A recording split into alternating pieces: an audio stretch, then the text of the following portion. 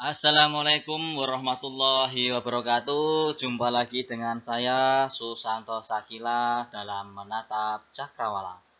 Di sini tempatnya para belajar duduk manis, duduk nongkrong sambil ngobrolin pelajaran. Oke, sob, di sini tema kita kali ini yaitu Roro Nwazoro.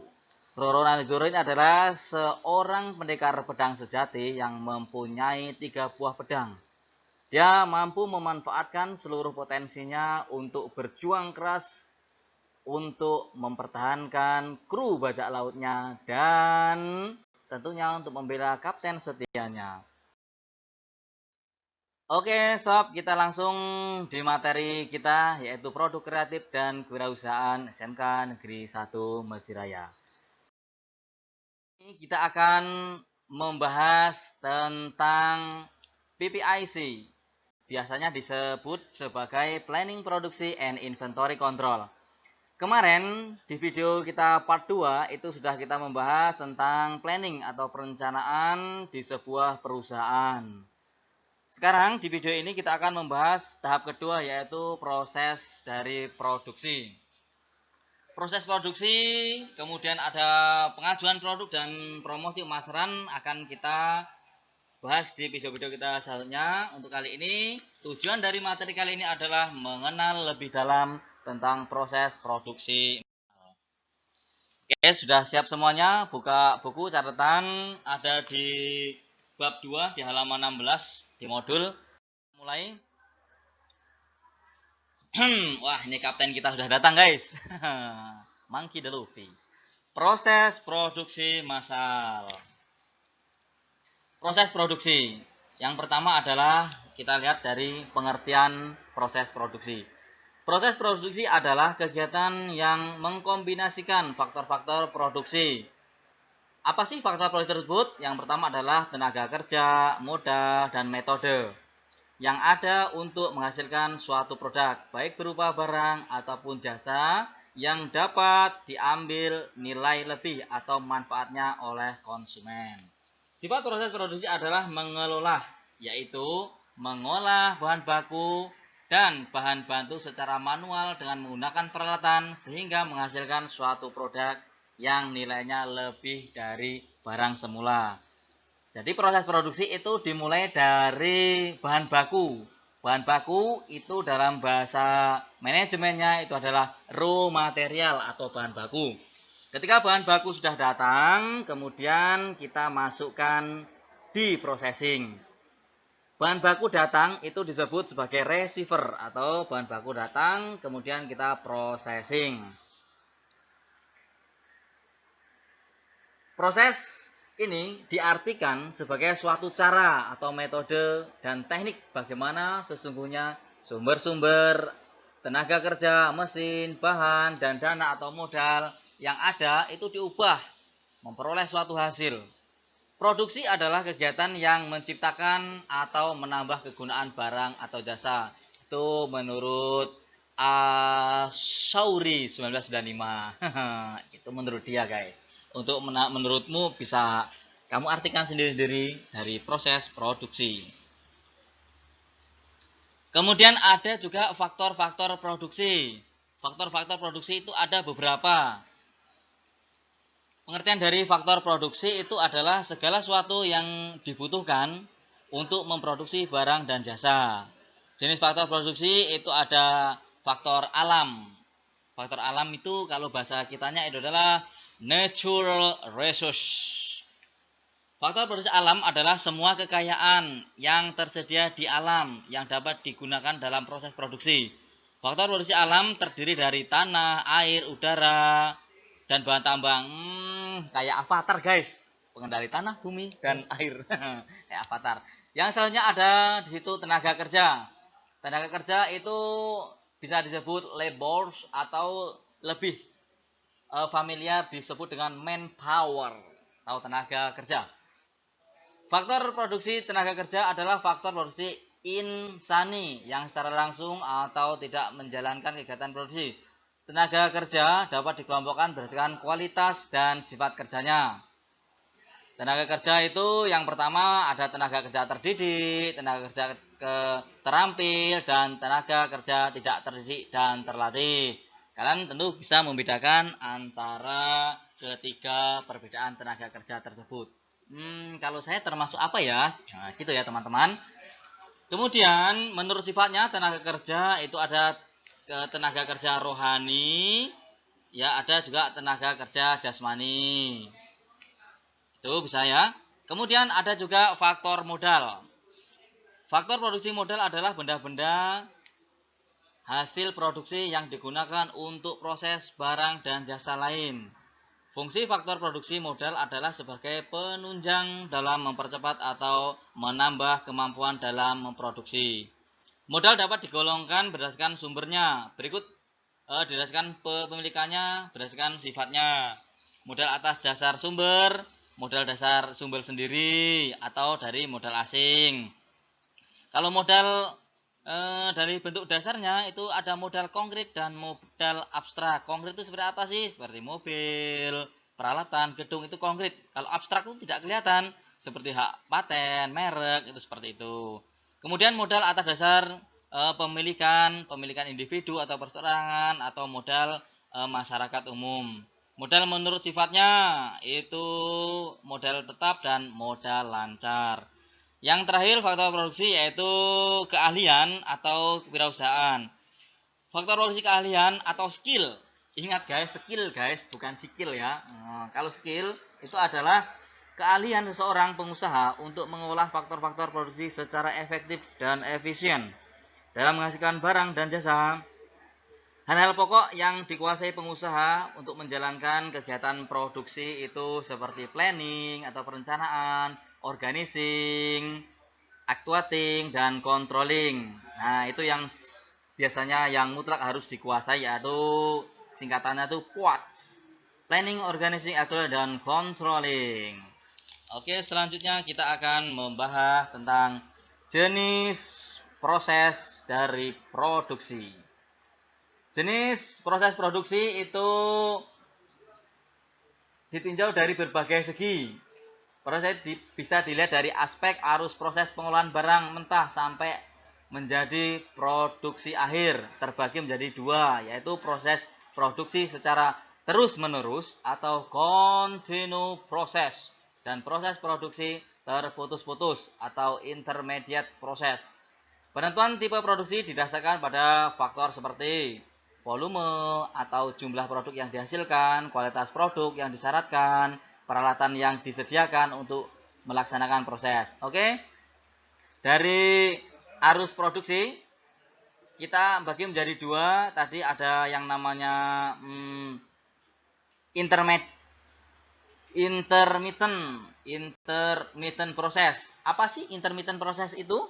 Yaitu produksi yang terputus-putus adalah kegiatan produksi yang dilakukan dengan alat multiguna.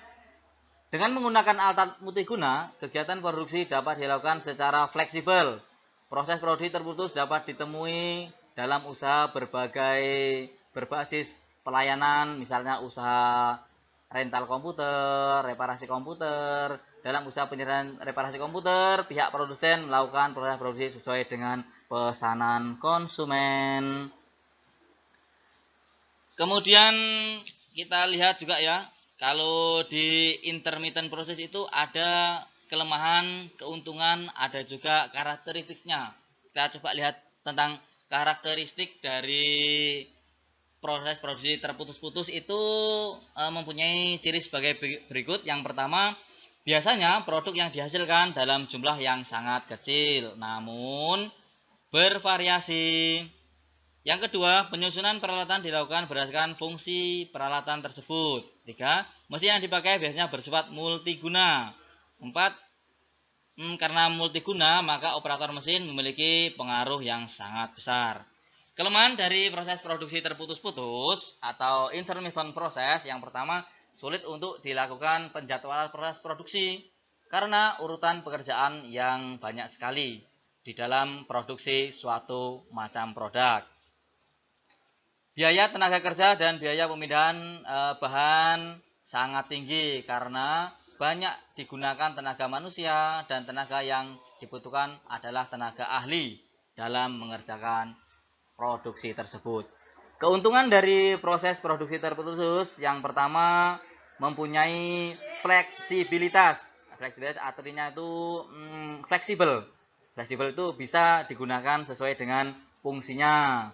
Fleksibilitas tersebut dipengaruhi oleh sistem penyusunan peralatan atau layout.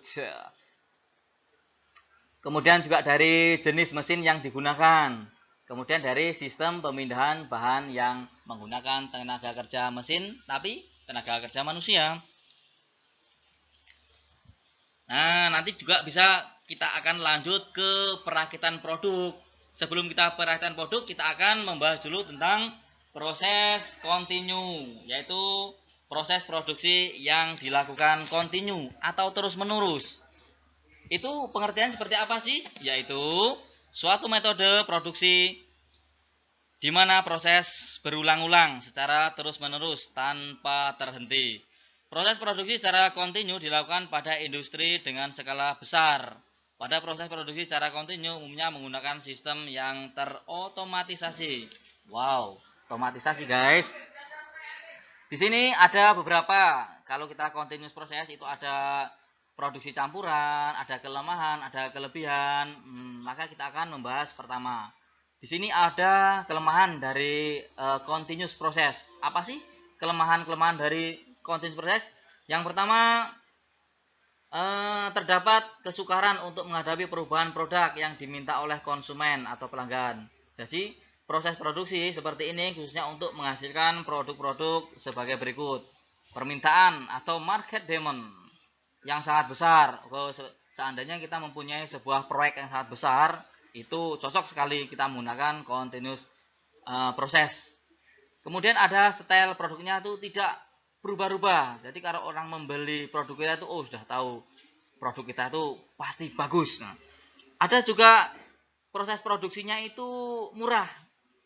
Karena apabila terjadi kemacetan di suatu tempat, itu tingkat prosesnya di awal, di tengah, atau belakang, maka kemungkinan seluruh proses produksi akan terhenti yang disebabkan adanya saling hubungan antara dan urutan antara masing-masing tingkatan. Jadi, akan lemah sekali itu guys. Terdapat kesukaran dalam menghadapi perubahan tingkat permintaan, karena biasanya tingkat produksi atau rate of production telah ditentukan oleh sifat permanen. Tapi selain dari kelemahan, tentu ada kelebihan dari continuous process. Apa sih kelebihannya? Yang pertama, dapat diperoleh tingkat biaya produksi per unit. Kalau bahasa kitanya itu unit production cost. Itu sangat rendah guys. Karena apa? Volume yang dihasilkan cukup besar dan terdapat standarisasi produk. Kelebihan yang kedua, dapat mengurangi pemborosan karena pemakaian tenaga kerja manusia, listrik, dan pemindahan mesin itu tidak dilakukan. Kelebihan yang ketiga yaitu biaya tenaga kerja atau manpower itu sangat rendah karena mereka melakukan pekerjaan yang berulang-ulang sehingga mereka terlihat seperti profesional. Kemudian ada di sini produksi campuran untuk sebagai tambahan kita. Apa sih kalau produksi campuran itu? Produksi campuran merupakan proses produksi yang menggabungkan fungsi intermittent proses. Apa tadi intermittent? Intermittent itu yang terputus-putus dan continuous proses serta repetitive proses. Jadi, proses produksi campuran adalah proses produksi yang mana produksi yang dibuat adalah membuat barang yang berbeda-beda pada setiap hari. Proses ini dilakukan untuk mengantisipasi permintaan konsumen yang banyak. Biasanya produksi kecampuran ini berupa partai kecil. Nah, jadi kita bisa membuat produksi campuran di perusahaan yang kita sendiri. Dalam setiap proses produksi kita ada namanya controlling. Controlling itu digunakan untuk mengontrol produk-produk kita supaya sesuai dengan standar yang kita berikan. Controlling dalam bahasa manajemen itu biasanya disebut dengan quality assurance. Kalau orangnya itu namanya disebut QC, quality control. Dan di setiap tahapan produksi, ini semuanya ada namanya quality controlnya. Jadi, Anda sebagai seorang processing itu harus mengetahui spek-spek produk supaya Anda tidak di-hold oleh QC atau barang yang Anda produksi itu tidak ditolak oleh QC. Sehingga produksi berjalan maksimal dan barang kita bisa siap untuk diekspor. Nah, tadi pengertian dari processing dan tahap terakhir yaitu kita ada namanya quiz. Nah, quiz ini silahkan ditulis di kolom komentar ya, sob ya. Yang pertama tuliskan pengertian dari produksi. Bisa lah. Yang kedua, apa yang dimaksud dengan produksi massal? Bisa. Yang ketiga, sebutkan kelebihan continuous manufacturing. Sangat mudah sekali. Dan yang keempat, sebutkan jenis-jenis dari